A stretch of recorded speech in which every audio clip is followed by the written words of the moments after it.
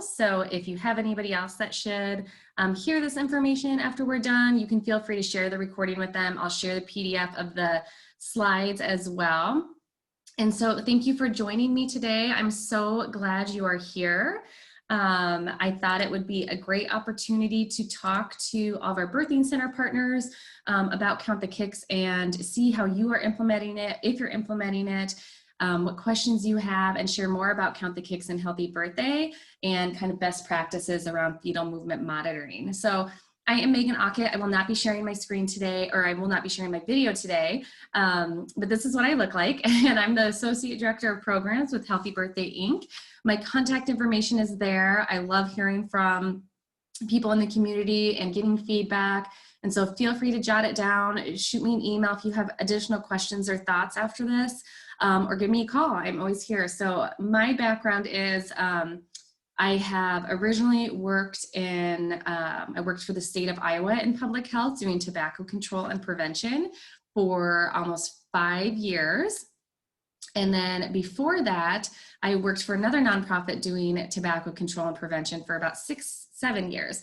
And I have actually been in public health for about close to 11-12 years, probably. The majority of that focusing on tobacco control and prevention. And over the past couple years, I really focused on maternal and child health, and especially in regards to smoking cessation. I worked on the state Quitline Iowa program, and I started having children of my own.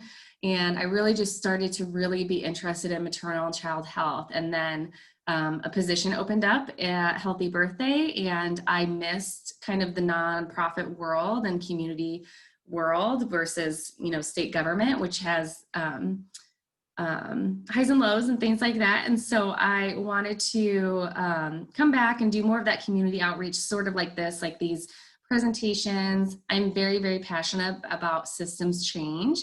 And so you'll see me referencing that quite a bit, because we want to create whatever we can to make it easier for you to implement this or to implement something like this.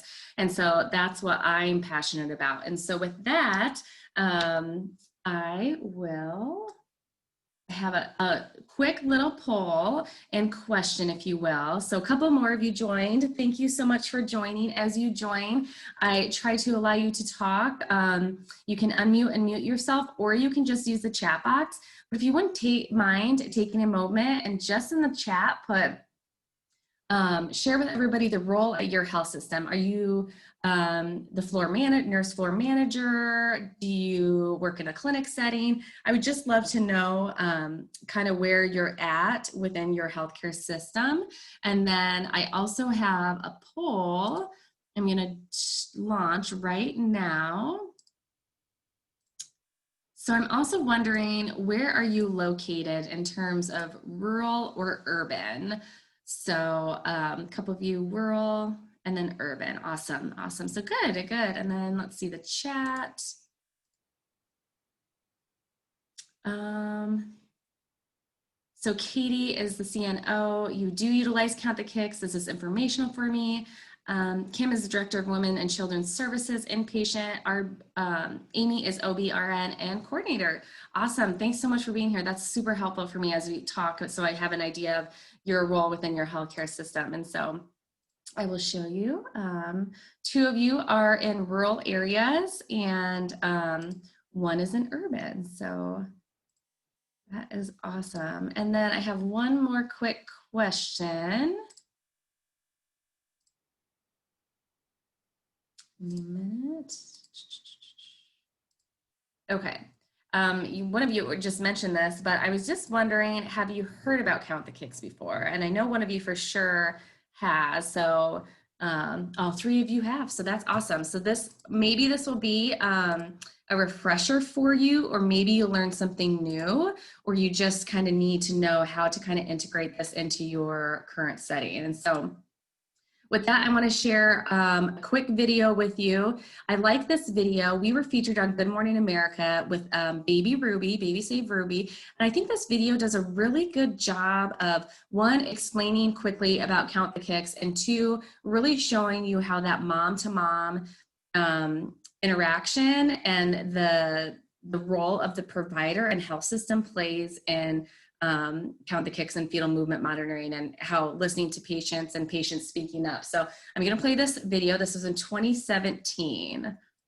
We're going to turn now to that GMA parenting alert about a free app a mother says helped save her baby's life by tracking how often she kicked. ABC's Diane Macedo is here with that story. What is this all about? So this mother says that everything was completely normal in her pregnancy until one day, thanks to this app, she noticed that something was off. Well, it turns out her baby was in real trouble. For Emily and Jeremy Ecoff and 2-year-old Liam, oh, nice. Life with their new baby Ruby is extra precious. We have a healthy baby girl, and we could have had a burial instead. Ruby is lucky to be alive, and her mom says that's largely thanks to an app. The free app called Count the Kicks aims to prevent stillborn deaths by helping moms record their baby's movements. You can just tap the baby's footprint every time you feel a movement. A movement could be a kick, a roll, or a jab. Used at the same time every day, the app tracks how long it takes to reach 10 kicks, helping mom learn what's normal for her baby. And we also send calendar reminders and text reminders so that moms are reminded to do it once a day in the 3rd trimester. It's just one of a growing number of apps helping parents through pregnancy and labor. For the Ecoffs, everything was going smoothly until one day last month. The kicks were not happening as frequently as they usually did, and when she did move, it was really like soft, subtle, not like hard kicks like normal. Emily knew from the app that her baby normally kicked 10 times in under 10 minutes, so when she only logged 3 kicks in an hour, she rushed to the hospital. All of a sudden, they came in and said, you're going to have an emergency C-section. The umbilical cord had wrapped around the baby 3 times, limiting her movement. Doctors delivered Ruby just in the nick of time. Not only has Ruby been saved, but potential generations have been saved. She sleeps about 23 hours a day. 4 weeks later, Ruby is now home, healthy, and sleeping like a baby.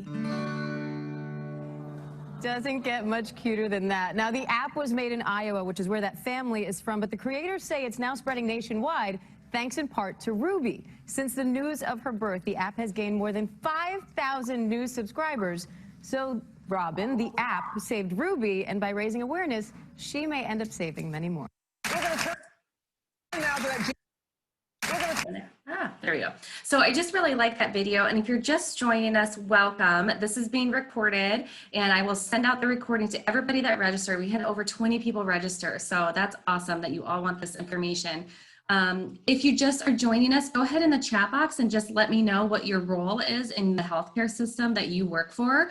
I'm just trying to get an idea of where people are located and what they're doing in their healthcare system. And so today we're just talking about Count the Kicks and how to implement it into your current work protocol. And so Count the Kicks, it sounds like the majority of you probably know what this is. So this will be a little bit more detailed information. Count the Kicks is a highly effective evidence-based stillbirth prevention program. We developed an early warning system. We all know here that kick counting has been around, fetal movement monitoring, that has been around for a long time. But what the founders did and what we did is we created the tools and resources for providers and healthcare clinicians to talk about fetal movement monitoring and how to talk about stillbirth prevention, and provided moms the tools, expectant parents the tools to speak up if they notice a change. And so with the data, we are saving 1 in 3 at-risk babies in Iowa, and we'll talk about that in a little bit. And then our campaign, as you know, is ready to go. It's low cost. There's no barrier to providers. All the material is free for you. These resources are free. We have a CE training right now we're offering for free online that you can take at your own pace that I'll share in a little bit. We have a couple toolkits that we'll be sending out. Those are free. So it's just an awesome program to really help with your expectant mothers and parents learn about the importance of fetal movement monitoring and what to do when they need to speak up. So I'm not going to spend too much time on this, but I just want to, because you're all medical professionals and whatnot, but I think it's really important to understand the different definitions, because we do have some people who get things confused between infant mortality and stillbirth. So I just wanted to clarify that a stillbirth is a loss of a baby after 20 weeks of pregnancy. It's further classified as early, late, and term, and then a miscarriage is usually defined as a loss of a baby before 20th week of pregnancy. And then infant mortality is the infant or the death of an infant before his or her first birthday. And so I'm pointing this out because on average, 23,500 babies, roughly 24,000, are born still every year in the US. It's pretty much the same as infant mortality, and around 22,000 infants die every year in the US. And I think this shines a light on the fact that we hear all the time about infant mortality, and I'm not underscoring that at all, because it is an issue, and we do need to talk to parents about SIDS and, you know, back to sleep and not smoking around babies, and fan, you know, when baby's sleeping, and no co-sleeping, things like that.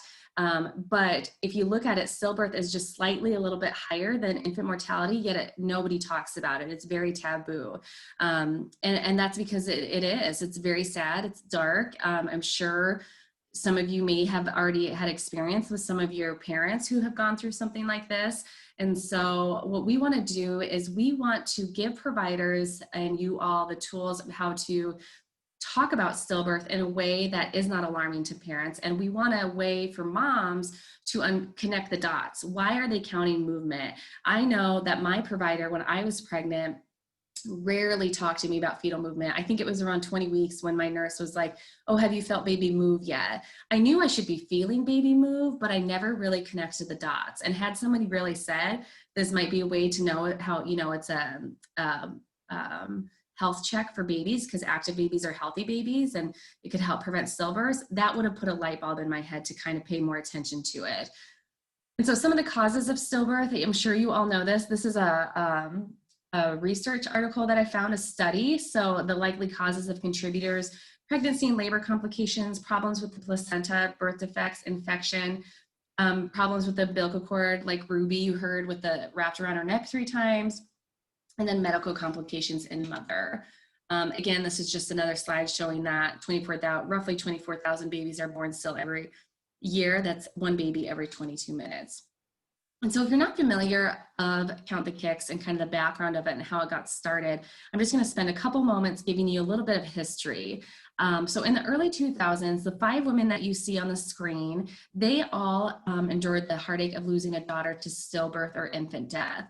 And they did not know each other. They're all from Central Iowa. They did not know each other at the time. They actually got connected through like friends and pastors. And so when they started meeting and just kind of grieving together, what they did is they started thinking, you know, we need to do something about this, because we were told that stillbirth is not that common, when it is more common than people think. It's 10 times more common than SIDS. 1 in 167 pregnancies ends in stillbirth. And so what they did is they got together and they worked with Janet Peterson there. She's the blonde far to the second to the right. At the time, she was a representative at the state, and she got connected with Tom Harkin, Senator Tom Harkin at the time, and they all worked together to create the first stillbirth registry in the nation. They got some CDC funds for the project, and then others began advocating for a national stillbirth registry to allow more data to be collected more quickly. So then fast forward a couple of years, and a couple of the women were at a stillbirth summit, and they were speaking about, you know, this stillbirth registry that they had done. And while they were there, they heard a presentation from a researcher that talked about public health research in Norway that demonstrated a 30% reduction in stillbirth by teaching pregnant women how to monitor fetal movement during the 3rd trimester of pregnancy by doing kick counts on a daily basis. In fact, several scientific studies, not just the one in Norway, indicate kick counting, a daily record of baby's movements like kicks, rolls, punches, jabs during the 3rd trimester is an easy, free, and reliable way to monitor a baby's well-being, in addition to regular prenatal visits.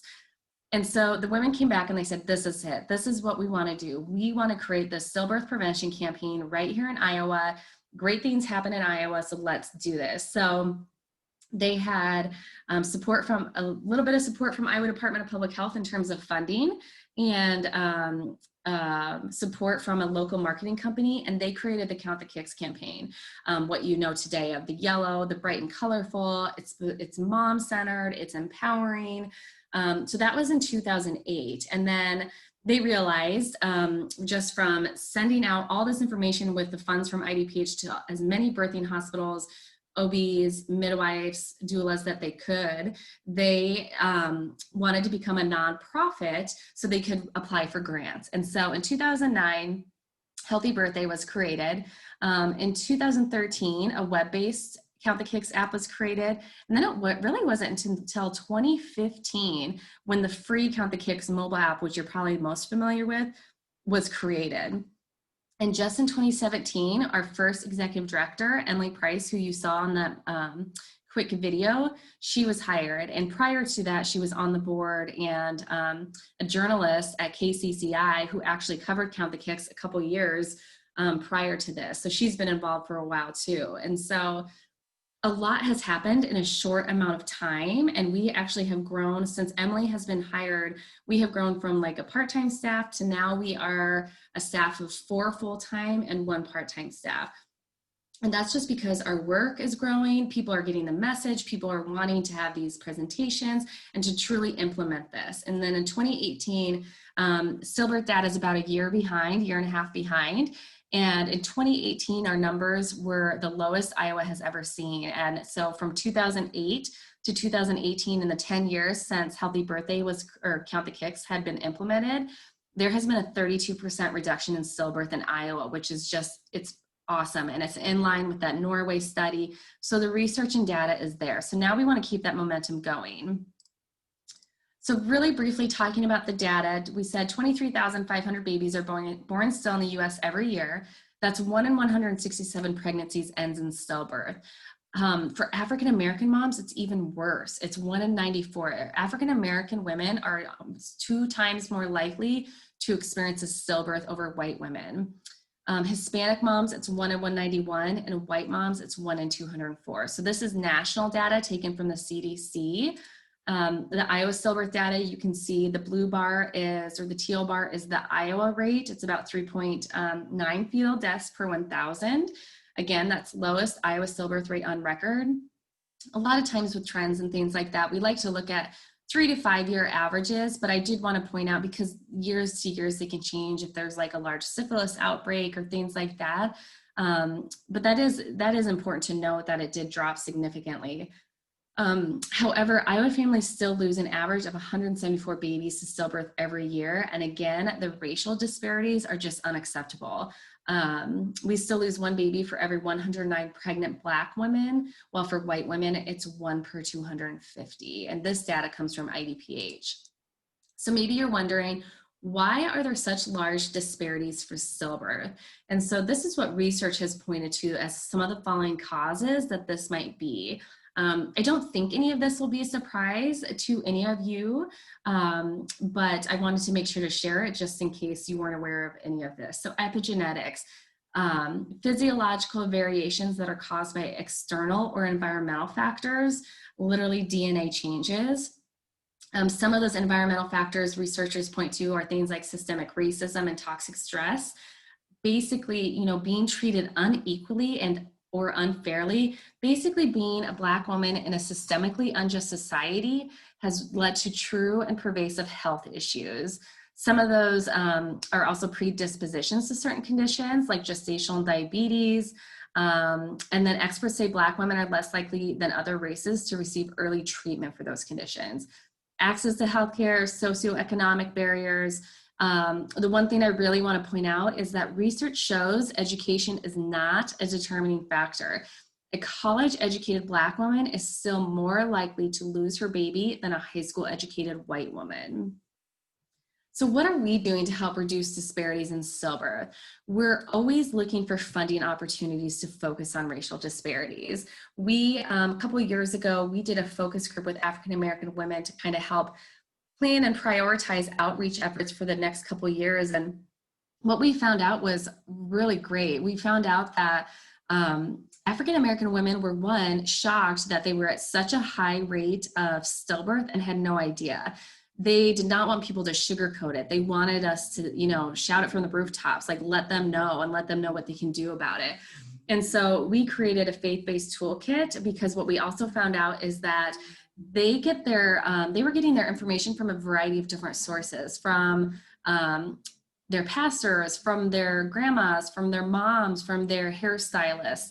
And so we created a campaign basically that really focused on meeting people where they're at. So a faith-based toolkit, a beauty salon outreach campaign, and training hairstylists and pastors on how to talk about fetal movement monitoring. Not necessarily to the detail that you all probably do with your patients, but to let them know that they should be tracking baby's movement in the 3rd trimester, and here's the app, or here's a poster, or here's a brochure. We also have the app in more than 10 languages, and we always look for culturally appropriate material, representation, that type of thing. And so we're working on a couple things. We just did a virtual baby shower where our audience was primarily African-American women who were pregnant, to educate them on Count the Kicks and other resources in the community. And so we're working hard to lower and reduce the disparities in stillbirth, but it takes a lot of change across the board. So that's awesome that you're here today. And then I wanted to show you a video. Kimberly Noble Piper, she is an amazing woman. She is on our medical advisory board, and she has basically been with us since the beginning. She is currently the executive officer for the Center of Congenital and Inherited Disorders at IDPH. She also used to be a labor and delivery nurse. And so she has this video talking about the importance of Count the Kicks and fetal movement monitoring. And she also has that background of being a nurse and knowing what it's like when one of her patients has experienced a stillbirth. So I'm gonna play her video really quickly. Before I came to work at the health department, I was a labor and delivery nurse at one of the larger hospitals here in Iowa. So I know firsthand the impact that a stillbirth has on families, as well as the providers. And I have also seen the situations where the woman has monitored her baby's fetal movements and has come in because she's noticed a decrease in those movements, and that baby has been saved. So I know that it works, and I know that Count the Kicks make a difference in saving the lives of babies. I think anyone that takes care of a pregnant woman should be teaching her about how to monitor her baby's fetal movements. There was one time when a family had a stillbirth delivery, and as I was dressing that baby after it was born, I realized that that little boy was never going to ride a bike, and that that little boy was never going to go to school, and that the parents would never be able to watch their son graduate from school. And even though you try to be professional and a little bit detached just to make it through your day, you can't help but be affected and know how important it is to prevent these stillbirths from happening.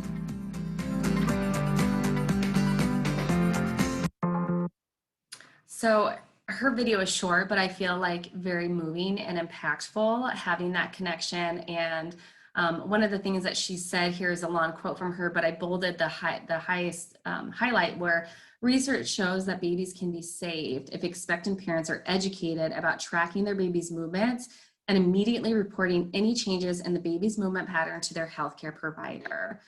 So when we talk about the research and evidence, because that's always kind of top of mind, especially with providers, is that this is an evidence-based research-backed campaign. So this article on your screen, this little excerpt here, is the research article that started the entire campaign. And you can see Dr. Ruth Fretz, she is Harvard Medical School, and she is one of the authors on this, and she's also now part of our medical advisory board. And she said about the Norway study, tracking fetal movement is a non-invasive way for expectant parents to monitor their baby's health in the 3rd trimester of pregnancies. Babies can be saved when expectant parents are educated on getting to know their baby's normal movement pattern starting at 28 weeks and to speak up if they notice a change. And when you speak to Dr. Fretz now, one of her quotes that I love is she always says, an active baby is a healthy baby. And so I think that's something to keep in mind, kind of like a motto to share with parents. And so if you're interested in any more evidence or research, or you really like reading these types of articles, we have a whole page on our website under providers dedicated to research. Here are just a couple hyperlinks that you can find there that also support this too. So I just wanted to share that in case there's any questions about the research. So probably why you're actually here today, the implementation of Count the Kicks and how to do that. So as you know, it's a stillbirth prevention public health campaign. We know it's evidence-based, it's mom-focused, it educates women on the importance of tracking fetal movement through the app, and we have paper charts. And I think the biggest part is, one of my favorite parts is it really is empowering to moms to speak up to providers if there is a concern. And so as providers and as you're working with moms, making sure that moms really know who to contact and how to get a hold of their provider and what to do if they can't get a hold of their provider, if it's the middle of the night and they haven't heard back from the on-call nurse or something, what should they do? What would be the protocols? You just talk to them about that. And so when we talk about the app, if you haven't downloaded it, I highly suggest you download it so you can mess around with it, you can become familiar with it. So depending on where you work and what you do, if you have time, you know, while you're waiting for glucose tests or anything like that, you can have mom download the app or pull out your phone to show her. The app is absolutely free. It's free of ads. It doesn't cost a thing to download it. It's available for Droid and iPhone. It's available in 12 languages. You can see those languages there on the screen. If you work with a certain population and you're like, gosh, I really wish the app or materials was in a different language and we don't have it, please let me know, because you all are the boots on the ground working with these women and expectant families. And so, for instance, we just launched Count the Kicks in Florida. And they were like, we need this material and app in Haitian Creole because we have such a large population of Haitians. We need this and that. And so we worked with them to get it in Haitian Creole, and now that's available for anybody. So just be thinking of that. I know there's a large Burmese population in Iowa. Burmese has a lot of different dialects. So if you have any thought or input on that, I would love to hear from you. So going back to the app, you can see a screenshot on your phone, but what users do is when they go to Count Kicks, all they do is they start counting and they tap that little foot every time they feel a movement. As soon as they start it, a timer will start. So you can see that's on 18 seconds right now. Every time they feel a movement, they tap the foot again until it gets to 10. And then what it does is it gives the mom a graph so she can see what's normal for her baby. And that's really the most important part of this is moms need to understand what's normal for them. Every baby is different. Every pregnancy is different. I might have a baby that moves, gets 10 movements in 15 minutes, and my friend gets 10 movements in 40 minutes. This chart will show them kind of the average time it's taking baby to get to their 10 movements. So mom knows that if the chart spikes up or anything, that it took baby longer than normal to get to those 10 movements, and she'll want to call her provider to just see what next steps she can take. Some other great features of the app is moms can share kick session results on social media. They can download and send to their provider in a time of COVID where, and I would love your feedback, but we're hearing that some prenatal appointments are getting stretched out further and further. So maybe providers aren't having as much time with their patients in person. So it would be great for the mom to just say, hey, here's my weekly or here's my monthly. This is what it's been doing. Just wanted to let you know. They can do push notifications and reminders so they never forget to count. You can count for singles or twins. And then we recently implemented this post-pregnancy survey. So once moms have baby, the app contacts them and says, hey, have you had your baby? I see your due date's passed. Because what we really wanted to do is we wanted to ask our users how they felt about the app. Did it make them feel less anxious? Did it make them feel like they were bonding with baby, or did it make them feel more anxious? And then what was their birth outcome? Did they notice reduced fetal movement? And if so, what did their provider do? And so we just implemented this. It's been about a year.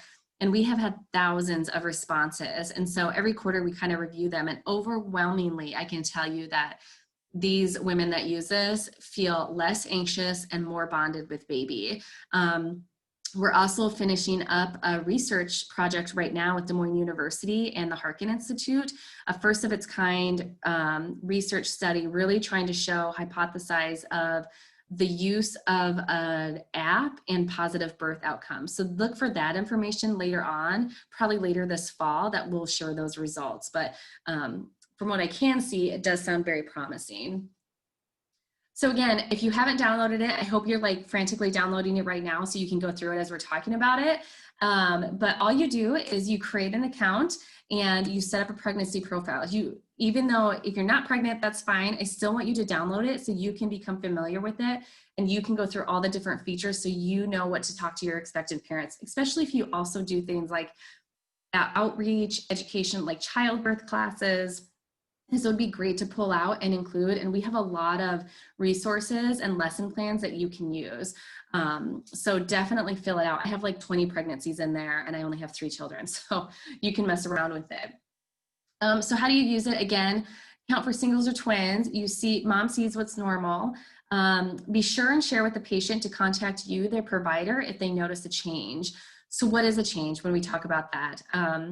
So the app, like I said, starts showing the average time it takes to get to 10 movements. And I'm going to go to the next screen. You'll see here, this is what the graph looks like if you're not familiar with it. So you can see this baby, it takes about 15, 16 minutes to get to 10 movements. That's that baby's normal. That's that baby's average. So that mom would know, okay, one time, let's say she did a session and it took an hour and 15 minutes. That's significantly different than 15 minutes. And so mom would just want to contact her provider and just say, this is what happened. This is what I noticed. She could send the chart to her provider if she wanted. And then she will talk to the provider on what to do next. We are not doctors. We do not pretend to be doctors. This guidance is based off research, and then the provider knows what to do next, whether that's coming in for a non-stress test, extra testing, ultrasounds, whatever. They need to contact their provider. And so, again, if mom starts noticing it takes baby close to an hour, when it usually takes 15 minutes, it's time to call. That's why it's so important for your moms to know what to do if they do notice a change, especially for those of you working in rural areas. If they have quite a bit of a drive to get somewhere, this is a great piece and a great tool for moms to know, okay, this is taking a lot longer. I'm going to call on my way and just see. It's not an alarmist or anything like that. It really puts the power back in moms to be at one with their baby and bond with baby and feel empowered to know what's going on. And then that's a sample of our paper chart. So this is truly an enhancement of care of what you're already doing. You guys already do amazing things with your moms. And so one of the things we talked about is how nobody wants to talk about stillbirth with expectant women. And we need to change that. We need to not treat women like delicate flowers. Like I said, had I connected the dots of why it was so important to track fetal movement, I would have done it a lot better and closely when I was pregnant. I did do it with my last 2 because I knew about the app at that point, but my first was right when the app was coming out and things like that. And like I said, my provider, my nurse at the time just said, one time I got asked, do you feel baby? And that was at 20 weeks, well before a pattern emerges for baby. So anyways, here are some things that maybe you have heard in the past or think about. You don't want to scare moms. Pregnancy is full of risks that we talk to moms about, and stillbirth is another risk that moms deserve to be educated about. That goes back to that focus group of Black women who said, we had no idea that this was an issue, and why wasn't somebody telling us that we were 2 times more likely to experience a stillbirth? Stillbirth just happens. There's nothing we can do about it. There can be warning signs. Reduced fetal movement is one of the first warning signs. Her baby's always active. It's not a concern. We hear this more from moms. I don't think I've ever heard this from a provider. As you all know, babies move up to and during labor. But babies are active until they aren't. So a lot of times I tell moms when they say this, or if you get this from moms, I think it's important. We're busy. We are busy people. Half of us are working from home. We have kids at home. We don't keep track. If your baby is always busy, how are you going to know if that movement has changed where they went from 5 minutes to now 35 or 40 minutes? And so it just gives moms that extra tool and that extra backup to really pay attention and notice if there's a change.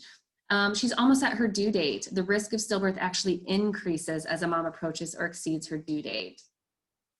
I don't know why that thing's on the screen. Sorry that if you can see that, I'm not sure what's going on with that thing, but I'll try to highlight over what's that. So the first one says babies are not as active, but we already talked about that. They don't move less, they might move differently, and you may feel less kicking and more rolling. However, if mom is monitoring her baby's movements at the same time each day, it should still take about the same time to get to 10 movements. Here's the active again we always talked about. Here's a big one. I hear my baby's heartbeat on a Doppler device, so I don't need to worry about movement. A change of the baby's heartbeat is one of the last things to occur when a baby is in distress, whereas decreased movement is an early sign. We really do not want people using Doppler devices unless they are medically trained, like you all are. So we hear this one a lot on, forums or baby fairs. And so there have been countless examples of where mom thought she heard the heartbeat and it was her own. And so, yeah, this is something that you should only be medically trained to use that. Baby just getting ready for birth and running out of room. That's probably something more old wives' tales, like grandmas might say. We all know that babies should continue to move up to and during birth. And here's a new one, mom should get 10 kicks in 2 hours. This is actually a common misconception and outdated information. What research now states is that moms should be focusing on fetal movement in general and understanding their baby's pattern. It's all about what's normal for your baby, and putting a time frame on it can really not throw moms off, but really discourage them for calling if they still get that 10 movements in 2 hours when it normally takes 20 minutes. There's a research article on our website all about this and why putting that time frame is kind of misleading for moms. And so I'm not going to go into it too much detail, but definitely check out the research article if you're interested in that piece. Oh, I had a transition. Okay, so talking about count the kicks. So when should you be talking about fetal movement monitoring and count the kicks? 26 weeks of high risk or 28 weeks otherwise. In your childbirth ed classes, preparing for birth, at every single appointment in the 3rd trimester. If moms are coming in with reduced fetal movement and you work in labor and delivery and triage, talking about it then and putting down discharge papers. We're going to talk about that best practice here in a minute, but asking, do you know about the importance of tracking your baby's movements? Let's talk about how to track your baby's movements. Then you could pull out your phone, you could pull out an app card. If you are working in a clinic setting and they come in for their glucose test, that's a perfect time, or if you're front desk staff, they could say, hey, here's Count the Kicks brochure. Why don't you download it and talk to your nurse, midwife, or doctor about it when you get back into the room? There's a lot of different ways you can incorporate this into your current system. Stress the importance of knowing their baby's normal and speaking up if that's a change. That is a big component of this. Make sure moms know what number to call if she has a concern and what to do, that she's not bothering you, she's not bothering the provider, that this is what they do. Really stress that, because what we have learned from research and focus groups is that moms don't want to bother people. We're busy. We know other people are busy. If we'll just brush it off. So make sure moms know that it's okay to call them and that that's what you're there for. Send a brochure home with mom or an app card. Share with mom that research shows evening is usually the best time to count baby's movements. It's usually when baby's most active and mom hopefully has time to kind of put her feet up. I do get some questions around this, like what if somebody works a 3rd shift and she can't? That's fine. Just make sure they're counting it at once a day around the same time of day. And then kind of use those open-ended questions. So tell me about your baby's movement. How is tracking baby's movement going? Do you want to show me your graph? And then encourage mom to tell her provider about Count the Kicks and her baby's movement. It's all about that empowerment. Here are just some sample lessons plans that you can view on our website. I don't know how many of you actually do any childbirth ed or anything like that, but if you have contacts at your hospital or your location, you can share this with them. I always want to share it with my providers too, with you all, because I think it's great and helpful that you can take bits and pieces of it and have in your staff waiting room, your staff room and things like that, just to have as a reminder. Now I just want to play a quick video. This is a how-to video for moms. This would be great if you have access to change out any sort of TV or iPads or technology in your waiting rooms, in your patient rooms. This is an awesome thing that could be played as moms are just waiting for appointments. Count the Kicks is a great way to monitor your baby's well-being, which is why many doctors recommend making this part of your daily routine at 28 weeks or 26 weeks if you're high risk. It's easy to do using our free Count the Kicks app. Just pick a time when your baby is active, preferably the same time every day. Sit with your feet up or lie on your side. Count each movement as one kick by tapping the footprint on the screen, and the app will show you how long it takes to reach 10. You'll soon get to know what's normal for your baby. If you notice a change in the strength of your baby's movements or how long it takes to get to 10, contact your healthcare provider right away. The Count the Kicks app is free and available in 12 languages. Our app makes it easy to track and save each day's kick counting session. You can even email or text your sessions to your provider or family. Don't delay. Visit the App Store to download Count the Kicks today. And remember, every kick counts. Yeah, so I think that's just a really cool short video to share. Oh, no problem, Kim. Kim has to leave. Not a problem. Well, I'll send this out to Kim, so you'll get the recording and the PDF. So thank you so much for joining us. I did really want to briefly talk about these toolkits. So thanks to a partnership with Iowa Department of Public Health, we are sending out toolkits to all the birthing centers in Iowa, as well as any home visitor. And one of the things that we're sending is this counting wristband. So those of you who maybe work in rural areas where maybe broadband's an issue, or people may not have a lot of smartphones access, or teens, or got their phone taken away, we wanted to try this new, less tech way, if you will, of a counting wristband. So there's directions on how to use it that will come in your toolkit. Everybody on this call should be getting a toolkit because I got it from the list from IDPH, and so I'm mailing it out to everybody. The other things that will come are we have these new low literacy brochures, we have stethoscope clips, and more. It's really just tangible things for providers and your staff to remember to talk about fetal movement, and then sharing these bands with your moms who need it. And so if you have any questions about it when you get it, we'll be following up with everybody that gets one. My contact information is there. Go ahead and send me an email. If you need more materials, we could see how we could get that to you. So yeah, this will be coming your way in the next week or two. So we're pretty pumped about that. And then, so implementation, how to implement it. You want to become familiar with Count the Kicks. Order materials. If you are out or low, go online right now. We have the new low literacy. You just go to our website, click on order materials, and click on the state of Iowa and order whatever you want. It's completely free. We have a CE training that we're offering for free right now through our a partnership with IDPH, and I'll share that in a little bit too. And I will send that all out as well with an email. And then make sure everybody you work with, especially those frontline staff workers who are answering the calls where moms might be coming in with reduced fetal movement or have a question about it. Make sure they're trained in this, what they want to say to moms and things like that. And then if possible, I would love, love, love if you have a clinic that really wants to incorporate this into some sort of EHR where when mom is at 26 weeks, it automatically pops up that you're going to be talking about Count the Kicks and fetal movement. Reach out and we can work through that system of how to integrate that. Otherwise, just making sure everybody on the same team is aware and putting it in notes. So I don't know how many of you are working in labor and delivery, but I wanted to share a protocol that one hospital system does that is really one of the best practices I've seen. And I would love to know if you are in labor and delivery, what you do or what your current protocol is when someone presents with reduced fetal movement. Things to think about: is the entire staff trained on how to handle the expectant mother who calls or comes in? What if, because we tell moms, if they can't get a hold of a provider and it's the middle of the night and they don't know what to do, they should go in and they should go to the ER or labor and delivery ED. And then what if they come in and they go through triage and everything turns out fine, the non-stress test, everything's good. What do your discharge papers look like? And does it have fetal movement monitoring and Count the Kicks on there?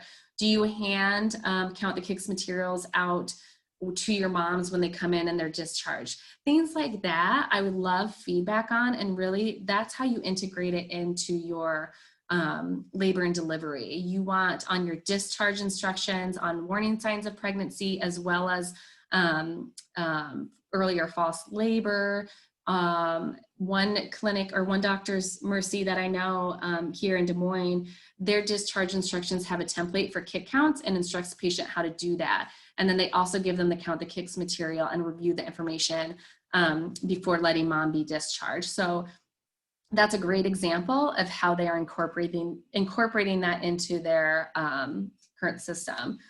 Again, you want to stress the parents to trust their instinct. If mom feels concerned or something isn't right, call the doctor. Make sure you're talking to the entire family about that, because what we find is, moms might listen to their moms or grandmas or significant others who might just be like, I'm sure it's fine, don't worry about it, you always stress. They shouldn't do that. Moms should trust their gut. And so really encourage family members to support them. Share that sleeping lying on their left side is best for them and baby. Review those common myths with mom. Ask if she has any myths or wants to talk through anything, any misconceptions. And then really discuss that plan of action if mom noticed reduced fetal movement, especially, like I said, those living in rural areas. How long would her drive be if she did need to go in to see somebody, and what she should do? So here's an example of our low literacy materials. We got this created specifically by an agency that focuses on that. I think it's a second grade or lower reading level. It's a lot more pictures, really easy to understand. We have it in English and Spanish. All of our materials come in English and Spanish. So you can go online and order app card reminders, brochures, posters. Like I said, it's super easy. Just go online to countthekicks.org and click on order materials and then fill your shopping cart. And again, a couple things I wanted to stress during this time of COVID-19. We have created a couple Count the Kicks academies for patients and providers. So basically, as a provider, we have created a whole suite of resources that you can literally send to your patients or click on videos within that document. It's on our website. Especially if maybe you're seeing or having less interaction in person and you're doing more telehealth, this would be a great piece to share with patients or tell them to visit on the website. We're providing factual evidence-based information about COVID-19 on our website and pregnancy, and we're always updating that as new information comes in. So we have a whole webpage dedicated to COVID-19. And we truly Count the Kicks as an early warning system. So here's just a little bit more about our academy for providers and for parents. And then we also have these Count the Kicks ambassadors. They are our boots on the ground. Every state in yellow has somebody that represents Count the Kicks in their state. And so what an ambassador does is they are fantastic. A lot of times they're lost moms who found us after losing their baby in their home, wondering what to do with themselves. And they had no idea about the importance of fetal movement monitoring, or they're baby save moms and they want to do more so they can educate more people about it. We are a small nonprofit and we do have a national reach, and our app, is downloaded in 140 countries. And so we really need that boots on the ground of locals that can help us share our message. So in Iowa, we have a lot of ambassadors, really just a lot of contacts and partnerships. And if you have any contacts in other states who want to know more about Count the Kicks, feel free to let me know and we can get them connected with myself and an ambassador. So next steps, I hope you downloaded the app. I hope you mess around with it and play around with it and become familiar with it. Make sure you share this information with the team, order materials. Quick tip, designate someone in your office to always, be ordering materials. Update your triage papers or forms. We would love to see any update that you do. If you're looking for some actual language, go ahead and email me. I would love to work with you on that and get that created. And then take the online CE training. If you use that coupon code right there, that SaveBabies-IA, then that would be how you could get it for free. And I will send that out in an email to everybody too. So we talked about COVID. So our baby save stories, these are just some of the faces that we have learned we have saved over the years. I think we have 75 and counting on our website. So if you do any one-on-ones with moms or anything, these baby save stories are just a really good way that put that personal connection in with the importance of this. So these are just awesome stories to go and view and read. And we have a lot of videos and other ways to connect with us. Facebook, Instagram, sign up for our newsletter. Like, you'll always be in the know. So With that, I thank you so much. I'd be happy to answer any questions you have or anything like that. Oh, just you, Amy. Do you have any questions?